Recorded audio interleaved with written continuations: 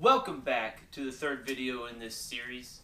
The previous two videos I went over what's in my blind bag and the shotgun that I use. I'll leave a link up here so you guys can go check out those videos when you get a chance.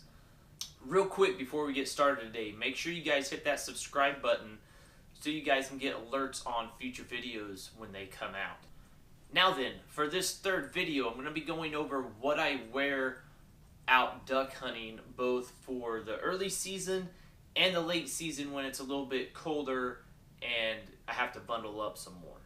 Let's go ahead and get into it. Today I'm going to be going from the top down, and as always, if you guys have any questions or want me to go more in depth in something covered, let me know and I can do that for you. To start, obviously, the head, hats. For the early season, I like to wear some kind of a ball cap, such as this one right here. Not necessarily this one, but some kind of camo ball cap.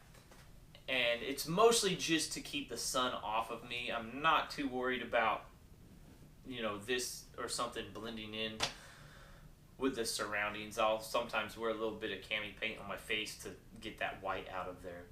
As it gets later in the season, obviously some kind of beanie. I prefer the fleece beanies over the sheen ones, I guess, or whatever, because I feel like they don't glisten as much in the sun.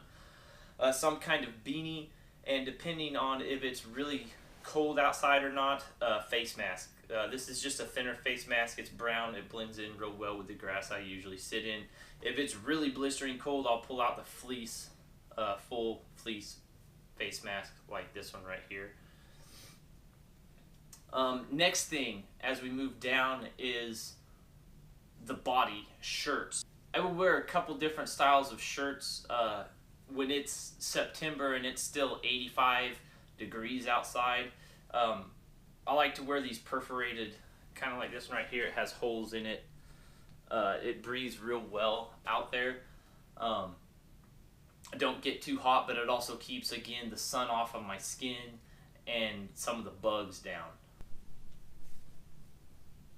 As it starts to get a little bit cooler, but it's still up there where you're not wearing layers, I'll throw on a regular long sleeve t-shirt. I'll also wear this one when it's warmer and just roll the sleeves up a little bit, and it works real well. Now then, as we move on into the late season, Under Armour, like cold gear style shirt like this. If it's really cold, I'll wear 2 Under Armour shirts. Then on top of Under Armour, I'll go ahead and throw a sweatshirt on. Over the sweatshirt, the last item that I wear on the top is my wader coat. On the subject of wader coats, if you're able to, get yourself a nice wader coat. The one I have is the Drake LST 4-in-1 coat. Right now I have it in just kind of like the lighter form. It also has the inner liner comes out and the sleeves come off the inner liner. So you can wear all of it, just the outer layer, just the inner layer, or just the inner layer without the sleeves on, like a vest thing. The next thing moving down, I guess, would be hands. I usually have a couple pairs of gloves. The thicker pairs of gloves I don't shoot in normally. I don't call in. They're just for picking up decoys or picking up birds out of water. Sometimes I'll throw those on.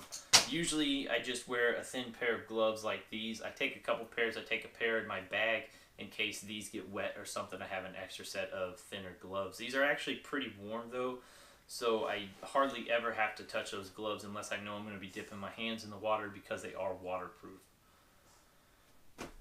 Moving down to pants. A couple different options I like to wear. These are like tactical pants or whatever. They're 511. They're kind of a thinner material and they breathe. They're a lot cooler. So late season or early season, I'll usually wear these or something like them.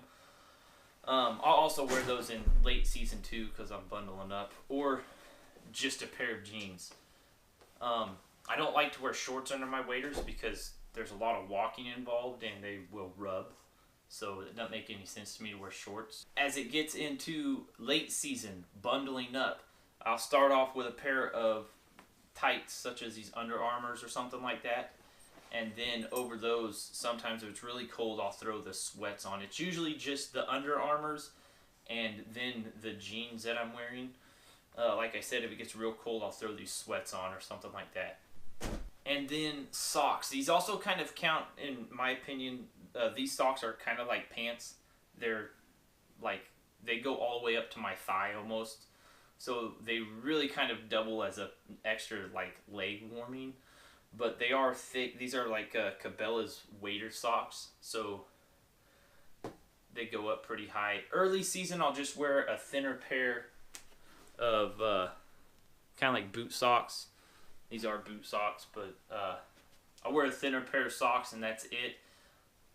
Late season, I'll wear 2 to 3 pairs of socks. That's why I like to get my waders a little bit big on the feet so I can fit extra socks in there. These are just, they're wool socks, like nice thick wool red head socks. These are pretty cheap at Cabela's, or I'm sorry, Bass Pro, whatever. They're the same thing now, right? So, anyways, a thick pair of wool socks. Sometimes that thin pair of socks underneath these wool socks, and then the wader socks on top of those. My feet never get cold. I hate when my feet get cold. And then to top everything off is obviously, like, the most important piece of gear is my waders. These are the Cabela's Super Mag 1600s. They're 1600 gram Thinsulate boots, 5mm neoprene. But like I said before, also I like to get those a little bit bigger in the boot size so I can fit those extra pairs of socks on. I also have a smaller pair of waders. For the winter, the boots were too small, so I could only fit like 1 pair of socks on. My feet got freezing cold one day sitting in the water, the first time I wore them actually. So I'll sometimes wear those waders in the early season. They're just 600 gram, so they're a little bit thinner. They're still not breathable, so they get pretty hot, but you're sitting in the water, it kind of cools it down a little bit. Anyways, that is pretty much it for what I wear out duck hunting. And as always, like I said before, if you have any questions, want me to go more in depth on any of these items, just let me know down in the comments. I always have time to get to you guys' comments. If you could do me a favor and hit that like button, and again, hit that subscribe button like I said before so you can get those alerts when new videos come out. Thank you guys all for watching. I'll see you on the next video.